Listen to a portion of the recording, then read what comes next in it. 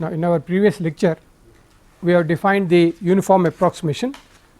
Let us briefly review what we have done last time. We considered the linear polynomial approximation.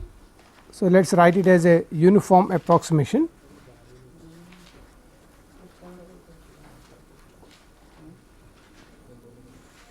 And then to define this we consider a linear polynomial approximation.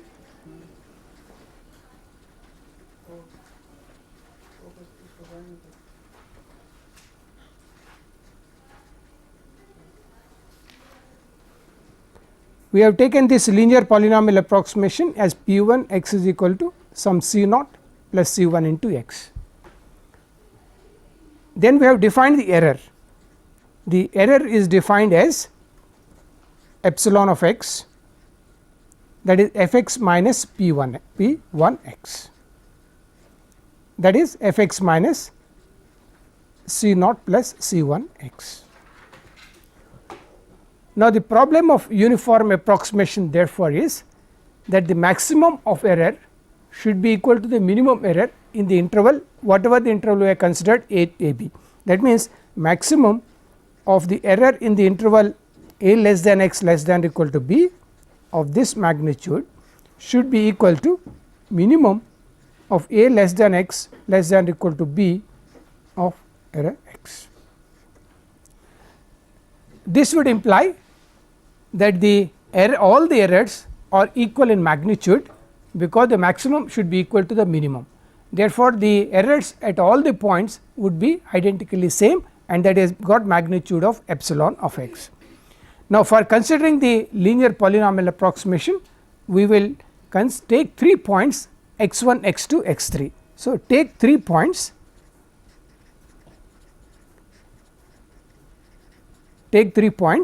we will take the first point as x 1, the second point as x 2 and the third point as x 3, x 3 is equal to b. If we define the largest value of epsilon x in magnitude as E 1, let us define E 1 as maximum of a less than x less than or equal to b in magnitude of epsilon x.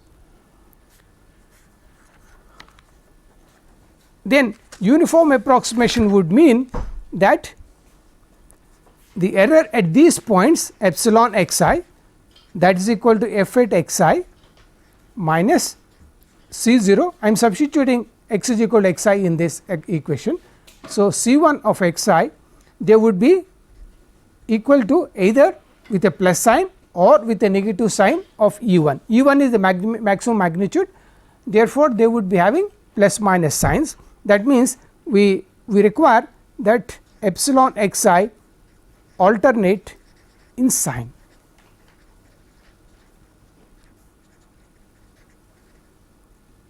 It may start with plus E 1, then it become minus E 1 and then plus E 1, or it may start with minus E 1, then it may go to plus E 1 and minus E 1.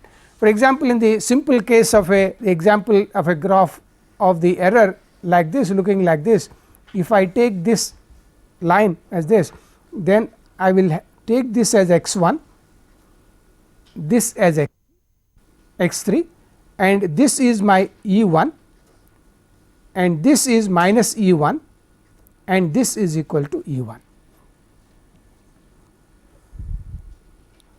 Now, I have not yet numbered this, I will just number it.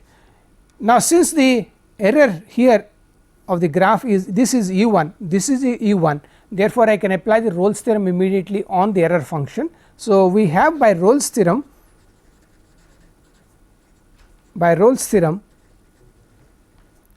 epsilon dash x, derivative of epsilon x is equal to 0 at some point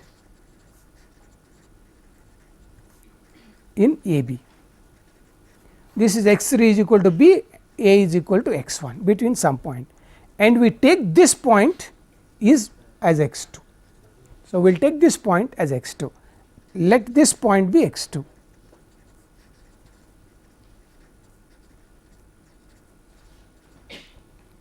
In other words, we are setting epsilon dash x 2 is equal to 0. So, the x 2 satisfies this equation epsilon dash x 2 is equal to 0. Now, I have got 3 equations. let me repeat this equation here. So, let us take I is equal to 1 and 2 from here. So, this first equation reads, put x I is equal to 1, x 1 is equal to minus epsilon x 2, they should alternate in sign. Error at the next point will be opposite sign of the error at the next point. Of course, you can view this as epsilon x 1 plus epsilon x 2 is 0, epsilon x 2 plus epsilon x 3 is equal to 0, and the third equation is derivative at x 2 is equal to 0.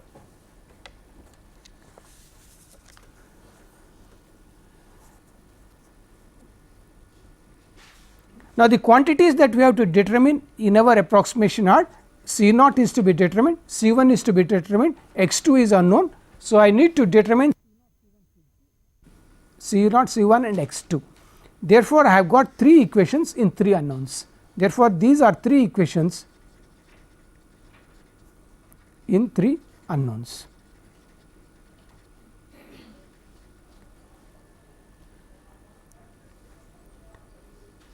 Now, we can solve this, however, this is going to be nonlinear equations. However, there is a simple way of solving them, because this equation is going to be simpler than this, but if you look at these first 2 equations, interestingly it will be epsilon x 1 is equal to minus epsilon x 2, continue the next equation, this is epsilon x 3. I just combine the 2 equations. Now, if I take these 2 as an equation coming out of this for solving, gives you an interesting equation which simplifies and obtains the solution of one of the parameters immediately, and that will give you substitution backwards, and then you can obtain the solution of the problem. Now, let us look at how we are going to do this in this problem. Now, our polynomial is epsilon x is equal to this.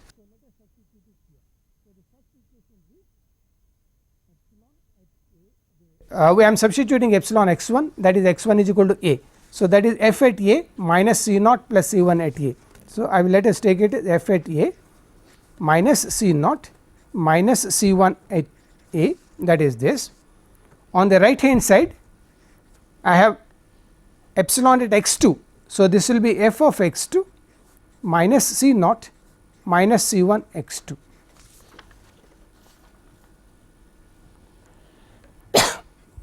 The second equation reads f at x 2 minus C naught minus C 1 x 2, this is epsilon at x 3 is equal to b. So, I will set f at b minus C 1 minus C 1 of b. Now, I differentiate epsilon. So, if I differentiate, I will get f dash at x 2 derivative of C naught plus C 1 x. So, I will have simply C 1 is equal to 0.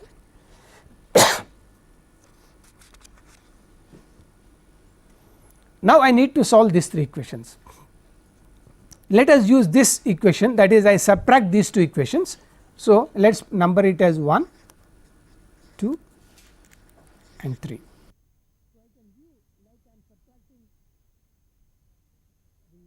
I take it to this side and then write it as add it. I can take it as addition of these 2 equations or as equating these 2 equations.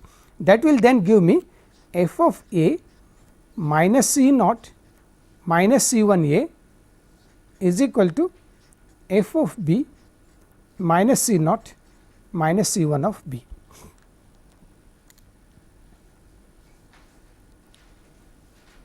That is epsilon x 1 is equal to epsilon x 2. Now, here I can see that C naught cancels with C naught. So, I can bring this C 1 b to this side and then solve for C 1. Therefore, I can have C 1 of b minus a is f of b minus f of a. Therefore, solution of C 1 is obtained, f of b minus f of a divided by b minus of a.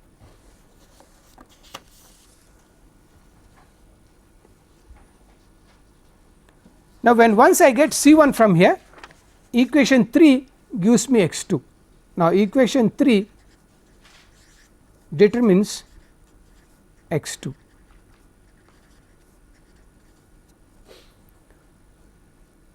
When once C 1 and x 2 are determined, I can use any one of the equations 1 or 2 to find out x 1. So, we use 1 or 2 to find C naught.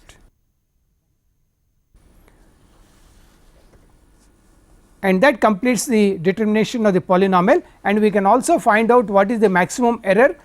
I can take any one of the points and find out the error, because the error is in magnitude is the same. So, I can use the first point or the last point or any point to find out what will be the uniform error here in this particular case. Now, let us take an example for this to see how we are going to use this. So, we shall use the same example which we have done in the least square approximation, so that we can have a comparison. So, find the Chebyshev linear polynomial approximation,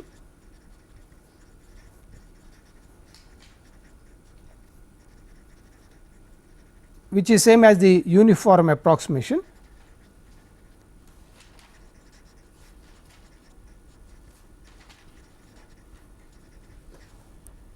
To the function, let us take the same function which we have done earlier, f x is equal to x cubed on 0 1.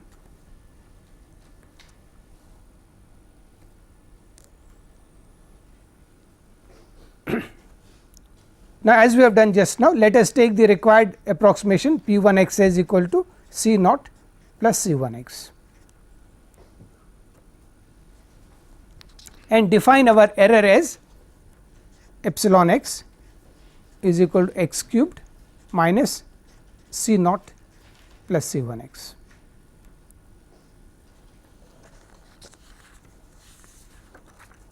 Now, I need to choose 3 points in the interval 0 to 1, including the end points. So, I choose the 3 points as x 0 x 1 is equal to 0, x 2 is x 2, x 3 is equal to 1.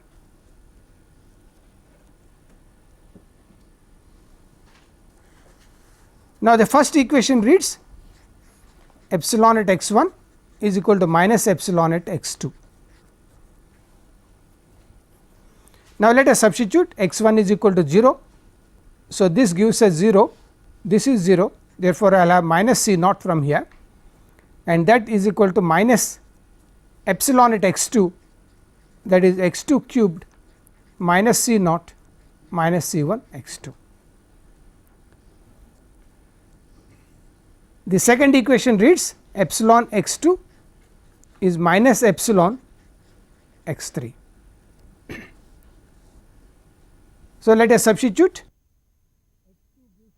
x 2 cubed minus c naught minus c 1 x 2, and the right hand side this is plus, we will take this, and minus epsilon x 3. Now, x 3 is equal to 1. So, I will substitute x is equal to 1 in this, that is 1 minus c naught plus c 1.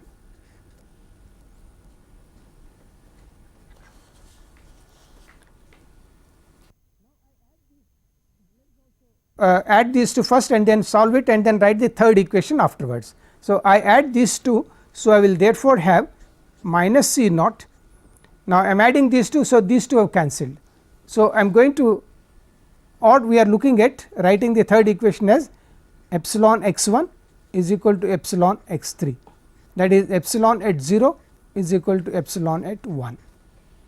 So, that is what we are mean by adding these two equations. So, this is epsilon at 0, that gives you epsilon at 0 gives us minus c 0. So, that is what we have here, and epsilon at 1 is equal to this quantity, therefore, this gives you 1 minus c naught minus c 1. C naught cancels, I will get c 1 is equal to 1. So, the value of c 1 is equal to 1. Now, I will write the third equation epsilon dash at x 2 is equal to 0. Now, I differentiate my epsilon x. that is 3 x squared minus C 1, 3 x squared minus C 1, and this should be equal to 0.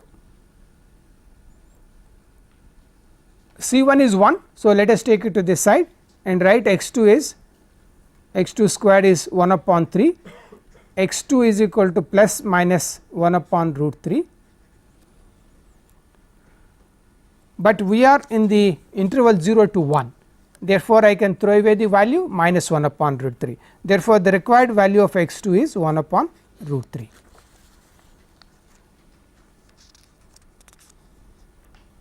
Now, I can use any one of these equations to get my value of C naught. So, let us take the first equation and write it. Let us just rewrite this equation here. This is minus C naught is minus x 2 cubed plus C naught plus C 1 x 2.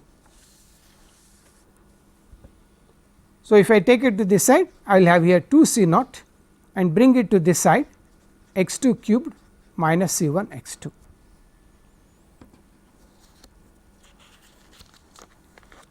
And x 2 cube, let us take the cube of this, that is 1 upon 3 root 3 minus 1 upon root 3, x 2 is C 1 is equal to 1. Therefore, this is minus 2 upon 3 root 3. Therefore, C naught is equal to minus 1 upon 3 root 3, or we write this as root 3 by 9. Therefore, P 1 x, the required polynomial, is minus root 3 by 9 and C 1 is equal to 1, that is equal to x.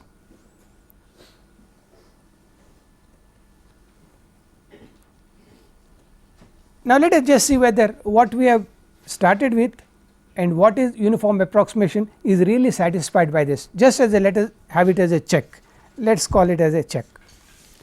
So, our error is x cubed minus x minus root 3 by 9, C naught plus C 1 x we have substituted. Let us get the error at 0. Error at 0 is root 3 by 9, substitute x is 0. Now, let us go to the last point epsilon at 1, that is 1 minus 1 plus root 3 by 9, that is equal to root 3 by 9. Then the x 2 is 1 upon root 3, x 2 is 1 upon root 3. So, this gives me 1 upon 3 root 3 minus 1 upon root 3 plus root 3 by 9. So, this is root 3 by 9, this is root 3 by 9. So, I can write this as 2 root 3 by 9 minus root 3 by 3. So, this gives you minus root 3 by 9. Now, you can see that the error epsilon 0 is plus root 3 by 9, epsilon at 1 by root 3 is minus 1 root 3 by 9, and epsilon at 1 is root 3 by 9. The errors of equal magnitude and they are alternating in sign. So, the maximum error is equal to minimum error, and we have got this as the best approximation in the uniform sense, that is the Chebyshev polynomial approximation. Now, we would like to generalize the result for any polynomial. So, let us generalize this result and we call this result as the Chebyshev equi-oscillation theorem. So, we call this as Chebyshev equi-oscillation theorem. This is the basis of the uniform approximation for a general polynomial. Now, we are given a continuous function. So, let us start with a continuous function. Let f x be continuous on a given interval a b.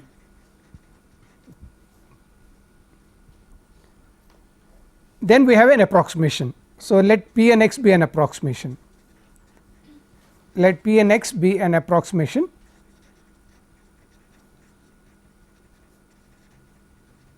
That means, we are writing p n x as a polynomial c naught plus c 1 x, so on c n x to the power of n. Then we define the error, define epsilon x is equal to epsilon n x, we can now put is f x minus p n x, and the maximum value will denote by capital E. So, epsilon n x f x is equal to maximum of this error in the given interval this.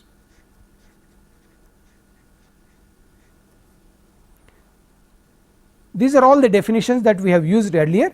Now, we state the q oscillation theorem out of this. We will say then there exists n plus 2 points, there exists n plus 2 points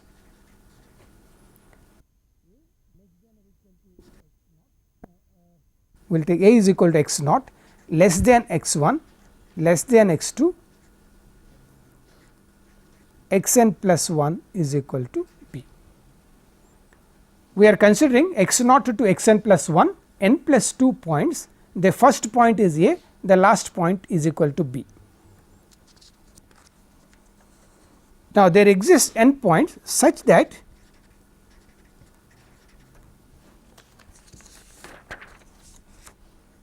one error at x I is plus minus E n, that is your the E n is the maximum magnitude of the error. Therefore, error at this will have either plus or minus sign of E n. So, and this is for I is equal to 0, 1 to n plus 1. That means, this actually is telling us that errors at all points are of same magnitude.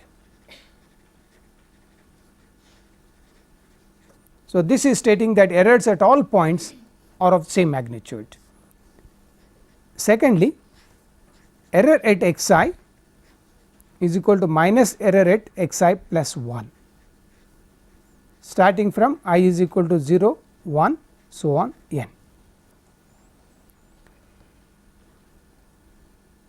Epsilon at x 0 is equal to minus epsilon 1, and lastly error at x n is equal to minus error at x n plus 1, and this states that the errors alternate in sign.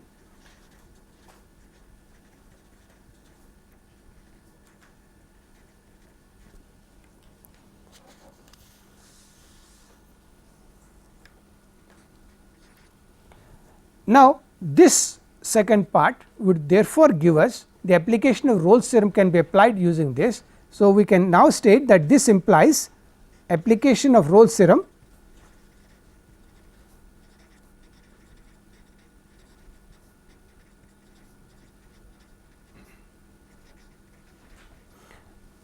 gives that derivative at x I is equal to 0, I is equal to 1, 2, 3 n. There are a total of n plus 2 points, and you have got errors at all these points are same in magnitude, and hence the Rolle's theorem can be applied, and you will have n intermediate points at which the errors will be equal to 0.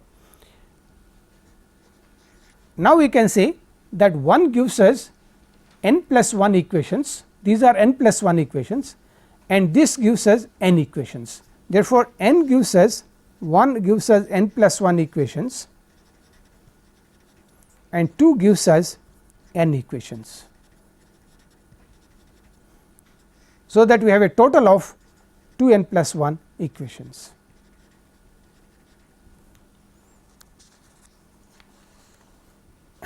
Now, what are the unknowns that we have here? The unknowns that we have are x 1, x 2, the first point and the last point are known to us. Therefore, x 1, x 2, x n are the points in the middle, and then we have the parameters in the polynomial c 0, c 1, c 2, c n, and these are 2 n plus 1 unknowns.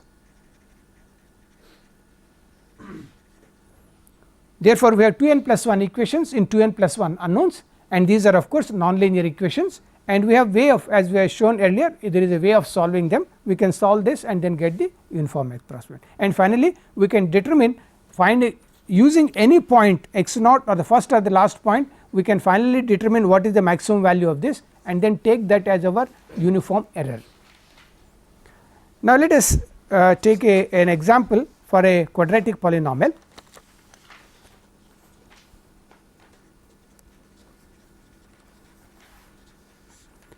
Let us do the same example for the quadratic approximation. So let us take it as obtain the best uniform approximation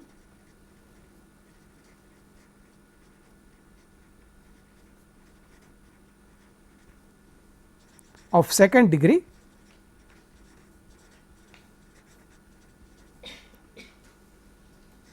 for f x is equal to, I will take the same example x cubed on 0 1.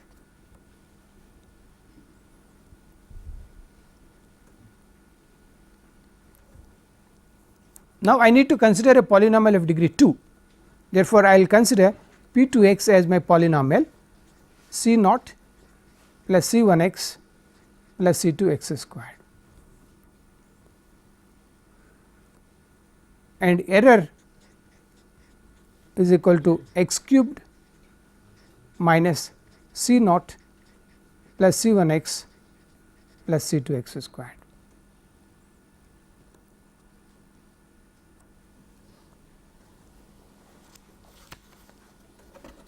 Now given a polynomial, the number of points that should be chosen is given over here.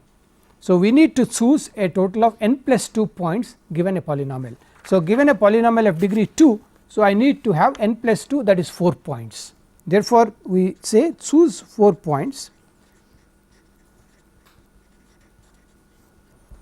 The first and last we will take as this 0, then we will take x 2, we will take x 3 and x 4, x naught, x 1, x 2, x 3, x 4. Now let us first write down all the equations which we should get here, that is epsilon 0 is equal to minus epsilon at x 2, epsilon at x 2 is equal to minus epsilon at x 3, epsilon at x 3 is minus epsilon at x 1. Then we have the derivatives, epsilon dash at x 2 is equal to 0, epsilon dash at x 3 is equal to 0.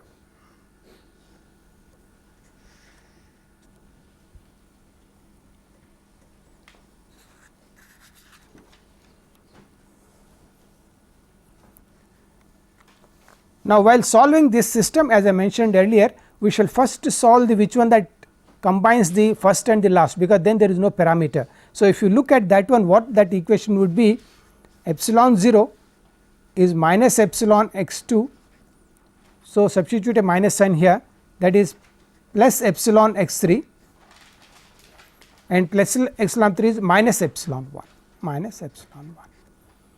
So that particular equation which you are looking for, which simplifies the first equation, is we start with epsilon 0 is minus epsilon 1, and that will give me, it will have only one parameter, therefore I can solve that particular equation immediately and then substitute backwards in these equations to get the values of the other parameters. Now let us first of all write down what these values are. So you will have here, let us write down again, epsilon 0 is minus epsilon x 2. Now this gives us, I am substituting in this particular equation, therefore I will have simply minus c 0, that is the left hand side, and the right hand side is x 2 cubed c naught plus c 1 x 2 c 2 x 2 square. That is our first equation. So let us again number it as 1 2 3 here. Now the second equation is epsilon x 2 is minus epsilon x 3. So that is your x 2 cubed minus c naught c 1 x 2 c 2 x 2 squared. This is at x 3 we will have x 3 cubed minus c naught c 1 x 2 c 1 x 3 C2 x3 square, and the third equation reads epsilon x3 is epsilon 1, that is x2 cubed C naught plus C1 x3 C2 x3 squared is minus of, substitute x is equal to 1, I will get here 1 minus C naught plus C1 plus C2.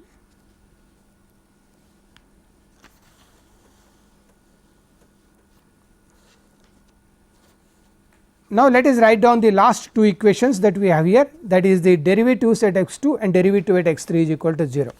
So, if I now differentiate this epsilon x here, I would get here 3 x2 square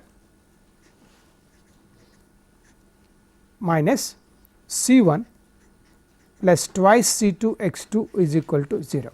I differentiated this, C1 plus twice C2 x is equal to 0, and similarly 3 x3 squared minus C1 plus twice C2 x3 is equal to 0.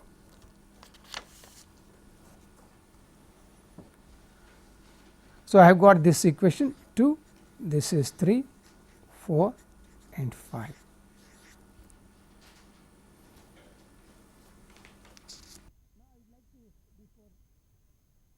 I would like to use this particular equation which gives me a solution immediately, epsilon 0 is equal to minus epsilon 1.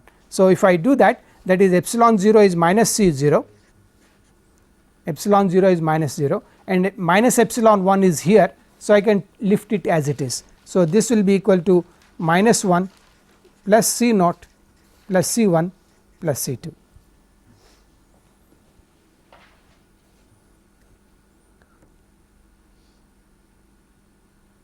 Right, this gives me 2 C naught plus C1 plus C1 plus C2 is equal to 1.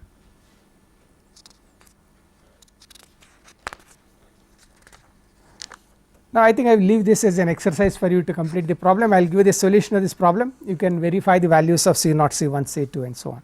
So, I would give the values of x2 is 1 by 4, x3 is equal to 3 by 4, C naught is 1 by 32, C1 is minus 9 by 16 and C2 is 3 by 2. Therefore, our best uniform approximation is 1 upon 32 minus 9 by 16 x plus 3 by 2 x square. So, this is the best uniform approximation.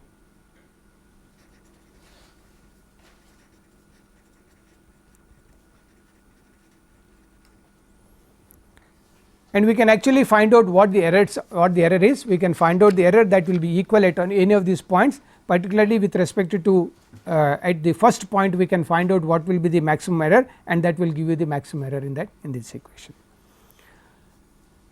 Now, we have earlier talked about least square approximation, and in the least square approximations we wanted to use the orthogonal polynomials which will give the values of the coefficients immediately as a ratio of two integrals if it is a continuous function, or the ratio of sums of the some w x I into the orthogonal polynomials. And we would now like to define the two polynomials which can be used in least square approximation, as well as we shall be using in the next topic, that is in numerical integration also.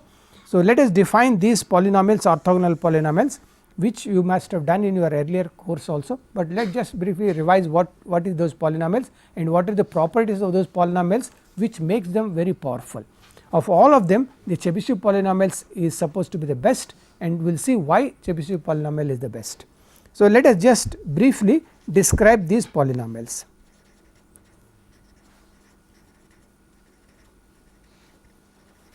The Legendre polynomials. Now, we are really talking of Legendre polynomials of first kind, because the polynomials, Legendre polynomials that we talk of normally is only the polynomials of the first kind, that is the polynomials p n x.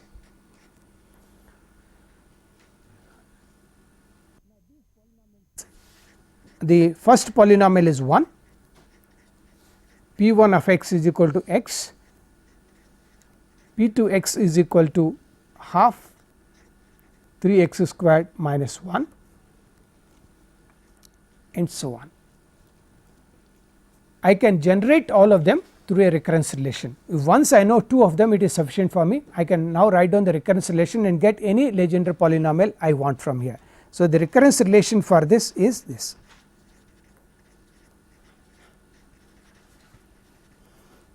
N plus 1 p n plus 1 x is equal to 2 n plus 1 x p n x minus n p n minus 1 x.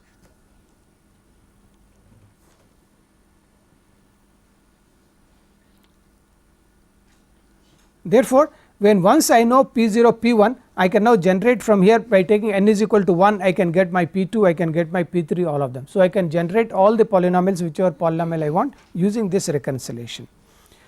Now, this Legendre polynomials are obtained as the solutions of a differential equation.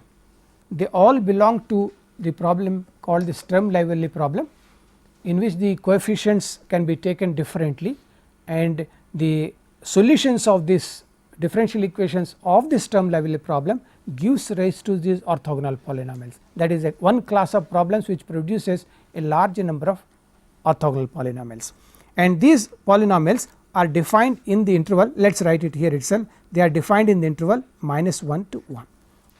They are defined over the interval minus 1 to 1. Now, the differential equation governing this is this.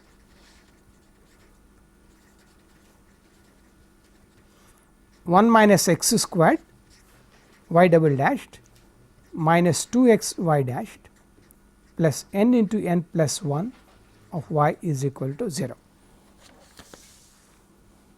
This is also called the Legendre's differential equation. This is called the Legendre differential equation. I can write down the series solution for this differential equation.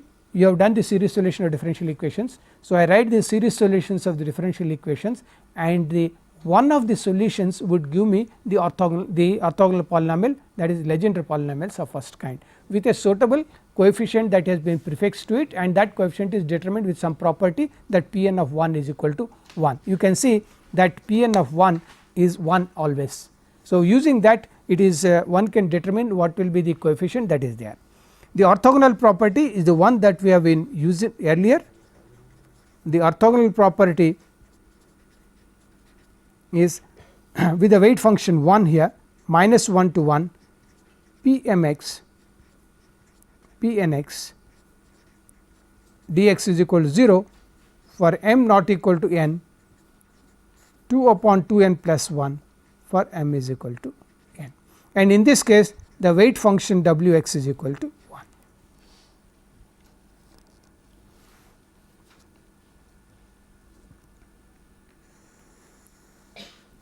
Now, this is one of the set of polynomials that we shall use. The Legendre polynomials of second kind are not used because they are not of great use. It is only the Legendre polynomials of first kind are of use.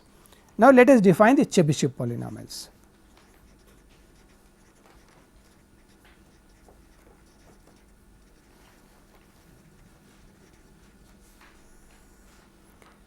Here again we shall be considering only Chebyshev polynomials of first kind.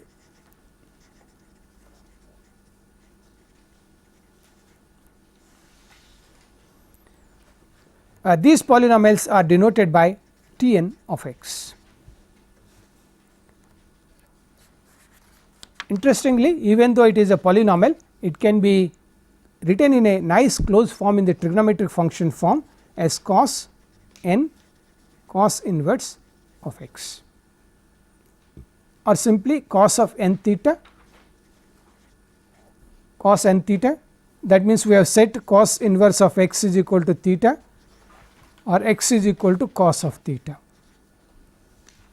So, if I set cos inverse x is theta, I would get x is equal to cos theta, and therefore, they are all defined on minus 1 to 1, defined on minus 1 to 1, the same as in the Legendre polynomial.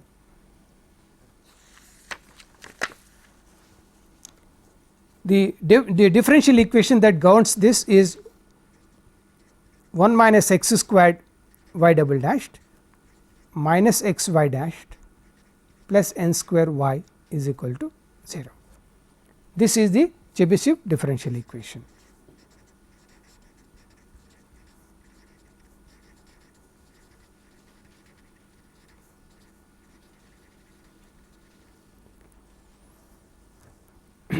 Now, I can set n is equal to 0, 1, 2 here and then get the values of the Chebyshev polynomials of first kind. Again T naught of x is 1, T 1 of x is equal to x, the first two polynomials are the same.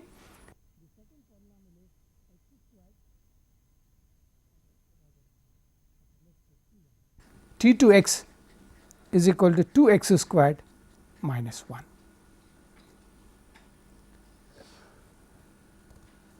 In both the Legendre polynomials as well as Chebyshev polynomials, we can write x in terms of polynomials also. So, I can write down reverse relations also, that is 1 can be written as T naught, x can be written as T 1, then I can solve for x square from here, 2 x squared is equal to T 2 plus 1, but 1 is T naught. So, I can write this as T 2 plus T naught, and therefore, I can write down x squared as half of T naught plus T 2. Therefore, it is possible for me to write down express the polynomials in terms of the Chebyshev polynomials starting with that degree, that is T 2 and lower ones, and here since it is even, so it will contain only T 2 plus T naught. If it is an odd power, it will contain your odd Chebyshev polynomials, degree Chebyshev polynomial, that is T 1 T 3, x cubed will be in terms of T 3 and T 1. Now, again I can generate all of them through the recurrence relation.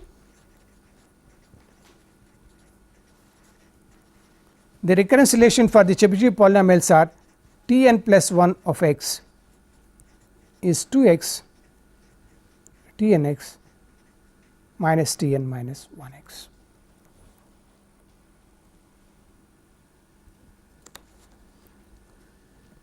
Now, I can expand this cos n cos inverse x to determine what is the leading coefficient for me in T n x, because that is something very important and useful for us, that T n x is equal to, I can show that this is equal to 2 n minus 1 x to the power of n plus lower degree terms.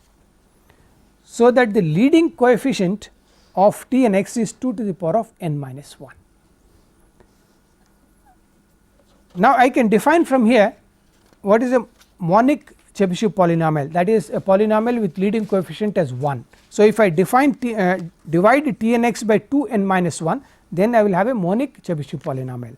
So, I can write this as 1 upon 2 to the power of n minus 1 T n x is equal to x to the power of n plus so on. So, this defines a monic Chebyshev polynomial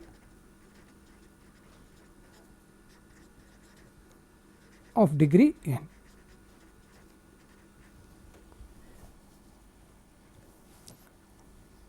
Now, before I mention where I am going to use it in a moment, let us just also write down what is the orthogonal property.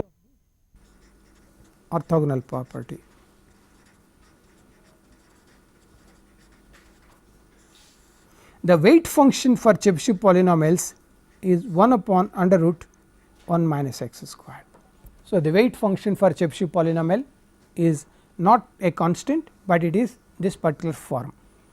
Therefore, my integral minus 1 to 1 w x into T m x T n x. So, we will now substitute for that T m x T n x into w x, that is 1 minus x squared under root dx. This is equal to 0 for m not equal to n. If I put m is equal to n, I will get pi by 2, m is equal to n not equal to 0, but this will be equal to pi if it is equal to 0.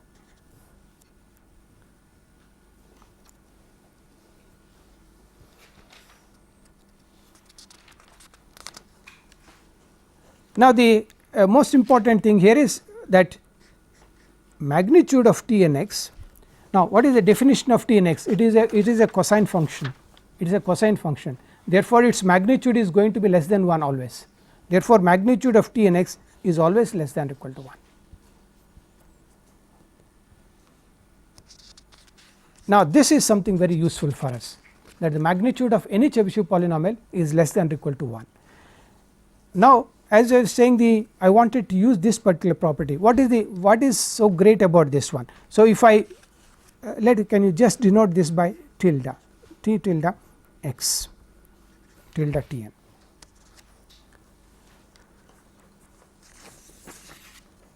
Now, I consider now any polynomial with leading coefficient 1, p n x is any monic polynomial.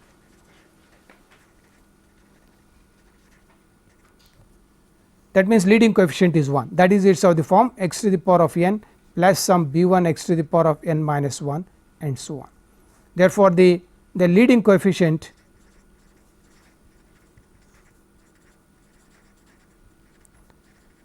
is equal to 1.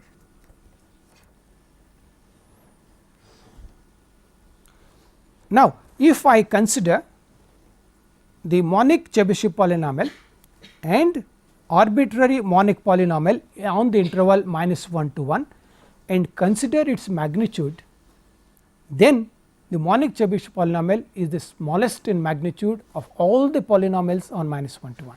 There is no polynomial whose magnitude will be less than this particular Chebyshev polynomial. So, the property that we want to show is the maximum over minus x to 1 of t, this, that is your monic Chebyshev polynomial, is less than or equal to minus 1 to 1 this of p n x. This is the property which makes Chebyshev polynomials as the rarest of the orthogonal polynomials, because you cannot find any polynomial whose magnitude will be less than the polynomial. Therefore, in all the approximations we would prefer to use Chebyshev polynomials because its error is going to the smallest, and this property is called the minimax property of Chebyshev polynomials.